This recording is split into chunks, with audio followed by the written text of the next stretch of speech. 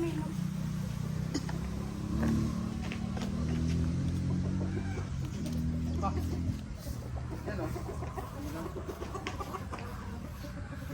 Lapit ka ate. Yan over ni Mrs. Rugby yung manok. Oh. Uy!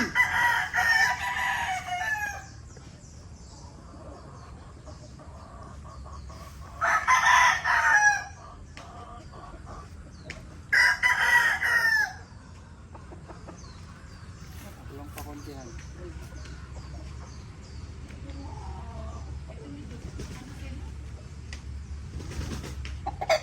Lapit mo, ate.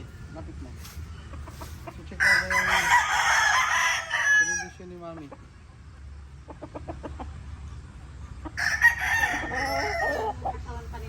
Hindi naman.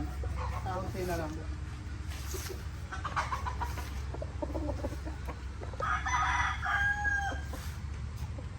Athletic na mga classmates. Ito medyo matigas. Pero sige lang, nag-adjust man to. Tingnan mo yung muscle niya. Pero okay lang din yan. Kunting adjustment lang yan. Lapit mo ate. Yung gamit niyo din, cellphone. Yung kay mami, salita kay mami. Yan. Hindi pa. I-hand over mo sa akin, di ba? Kasi ikaw nga yung handler, di ba? Oh. Ay, ito, honey. Ito, mami.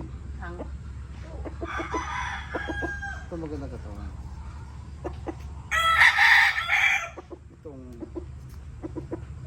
Kaso mas maganda palo no, no? So, kita nyo mga classmates ito, oh.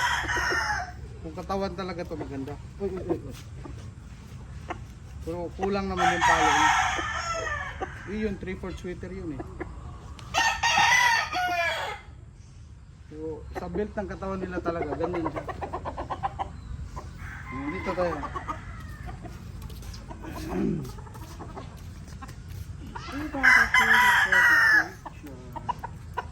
Pangit ang pidiring nito. Parang sobra. Patubo.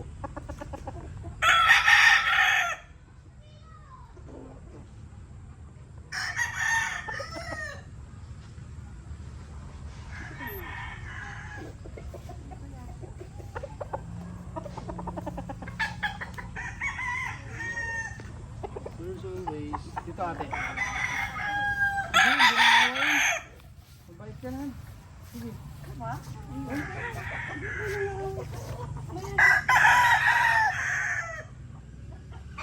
Masarap mo na kagad ko. Ito, very good to. Ito, perfect.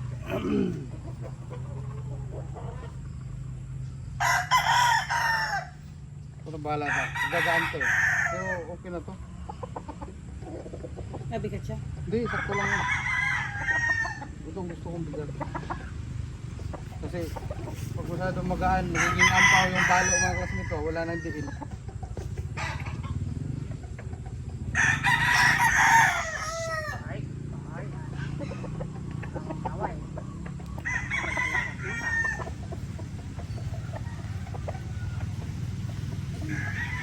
Right.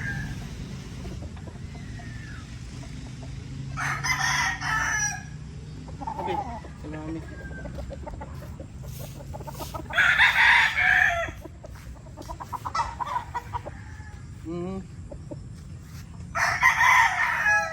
Maganda katawan niya. Kasi yung balahibo niya parang bago man. Di ba pag nag-sparring sila natatanggal no? Meron. Ito?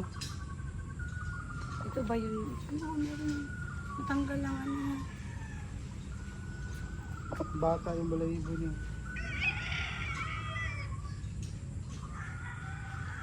Ano na lang. Reserve na lang to. I-reserve sa mga January. Tulis na mukha oh. gusto ko yung mata niya, pulang pula.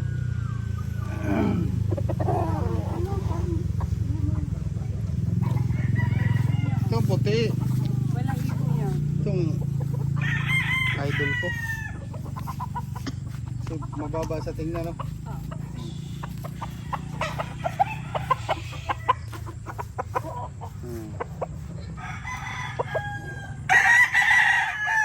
Mababa sa tingnan mga classmate kasi mataas yung ano niya. Mas mataas yung dito niya.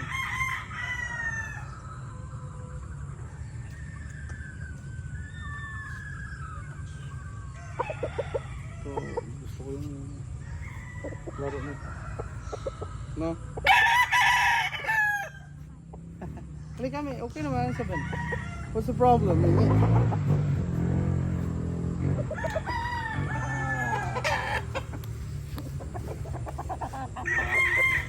Nangaaway itong bolikan. Ano na? Ay. Ano siya? Di, okay na.